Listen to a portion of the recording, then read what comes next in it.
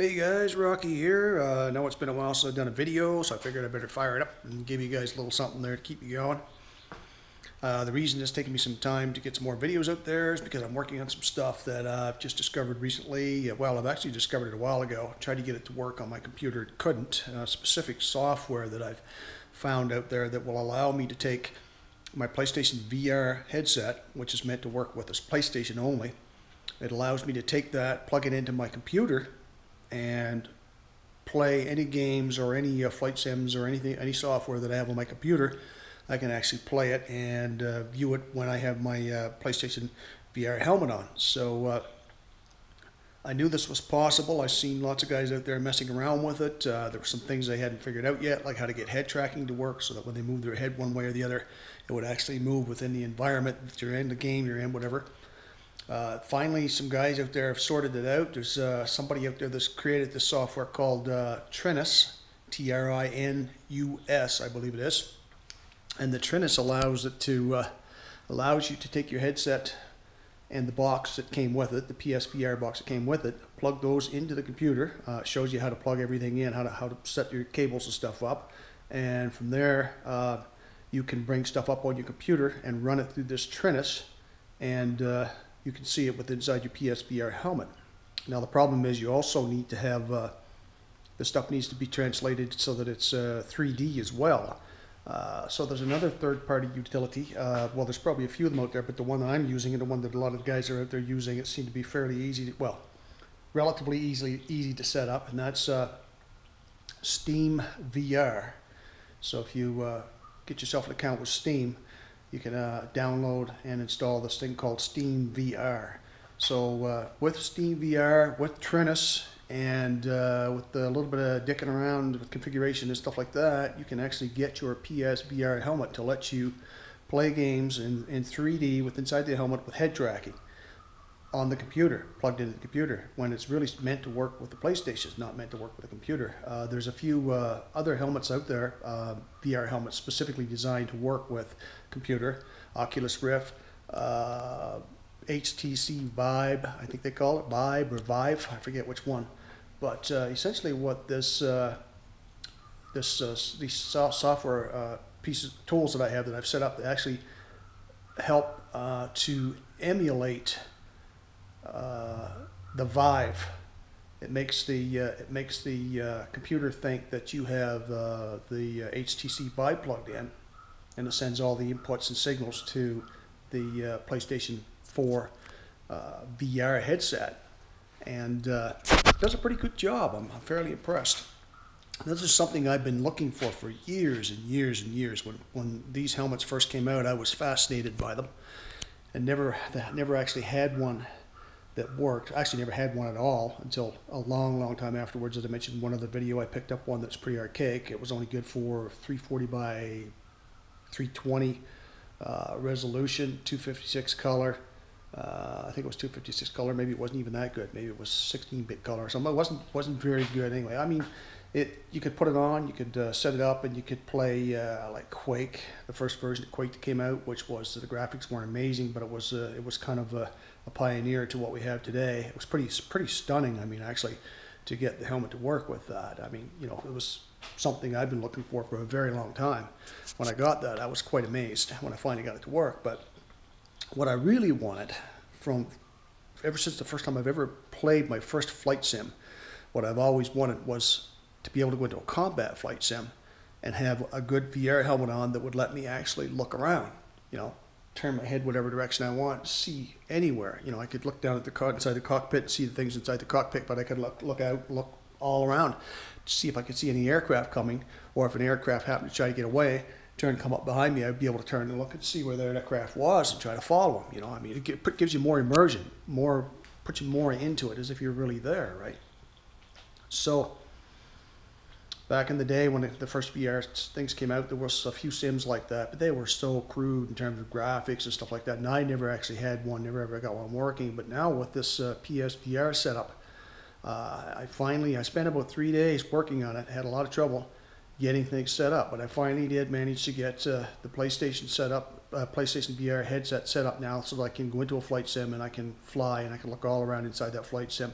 I still have to do some tweaking to get a little better field of view, maybe a little wider field of view if that's possible. I'm not sure if the PlayStation VR is going to give me a wider view than what I have. It can emulate a wider view, but it still only has a certain field of view physically with inside the helmet.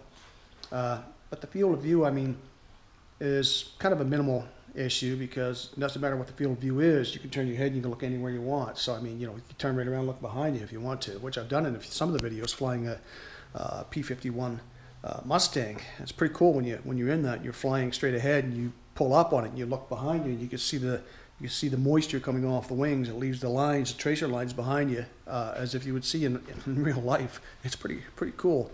I got a couple of videos out there showing that sort of thing. They're not really good videos. Like I said, there's still a lot of tweaking I have to do to get the best graphics, the best performance, and all that stuff. There's a one flight simulator that I downloaded that's free. It allows me to fly 2 different aircrafts, and the rest of the aircrafts, if I want the more scenery and stuff, I have to buy. But it's pretty extensive just the way it is. I mean, with 2 aircrafts.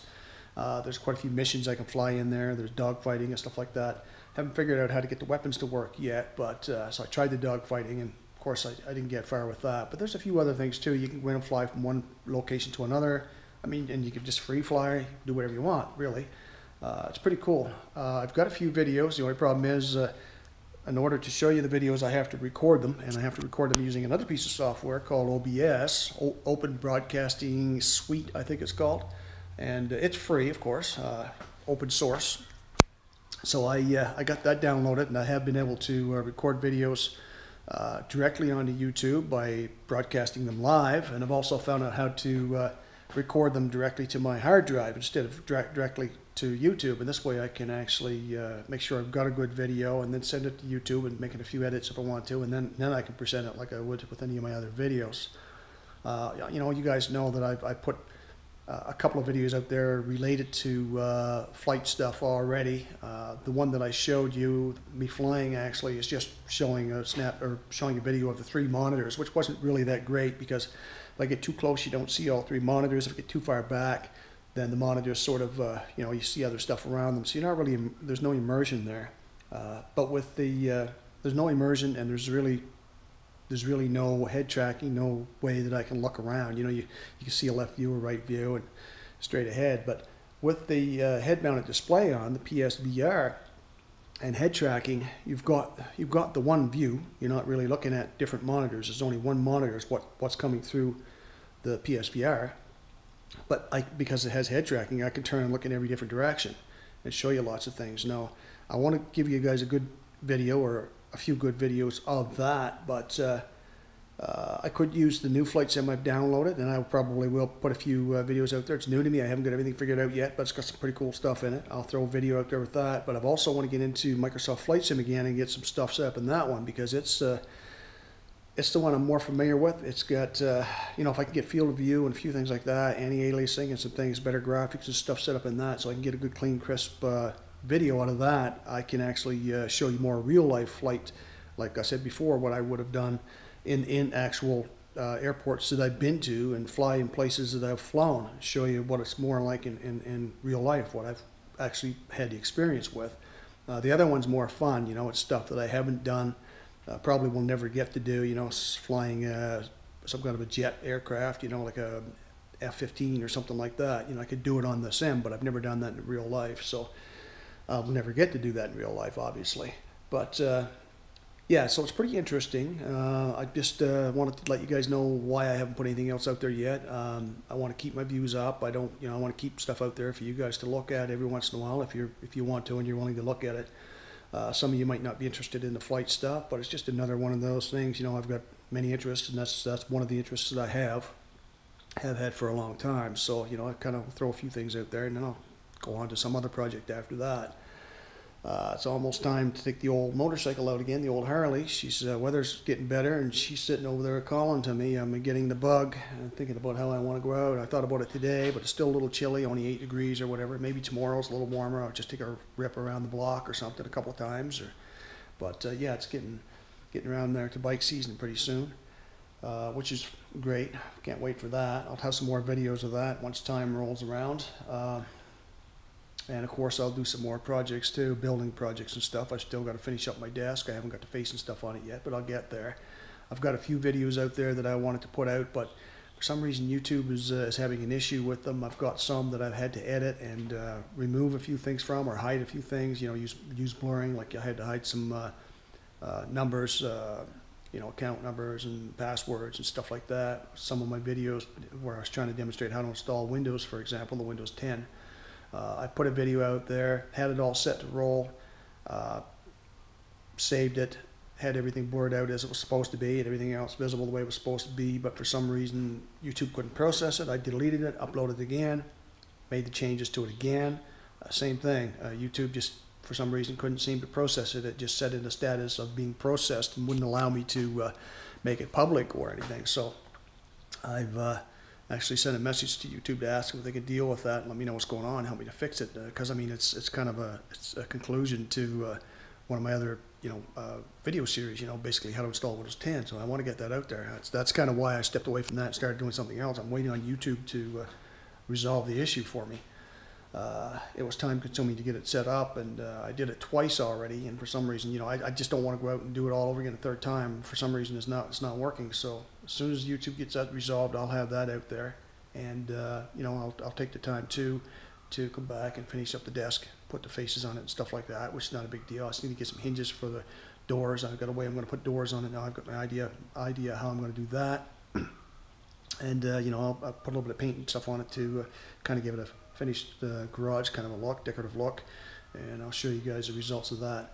But until I've got a few of those things ready for you guys to go, this was just to let you know that I am working on stuff. I haven't given up on it, and until next time, peace out.